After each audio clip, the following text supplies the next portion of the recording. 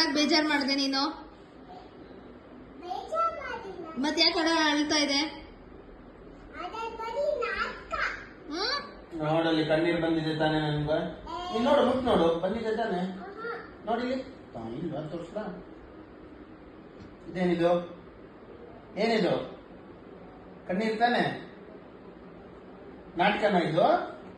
ನೀ ನಾಟಕ ಮಾಡಿದ್ರೆ ಕಣ್ಣೀರು ಬರುತ್ತಾ? ಮತ್ತೆ ನಾನು ನಾಟಕ ಮಾಡ್ತಿದ್ದೀನ? ನಿಂಗ ಅಡ ಇಷ್ಟನಾ ಅಮ್ಮ ಇಷ್ಟನಾ? ಯಾರು ಜಾಸ್ತಿ ಇಷ್ಟ?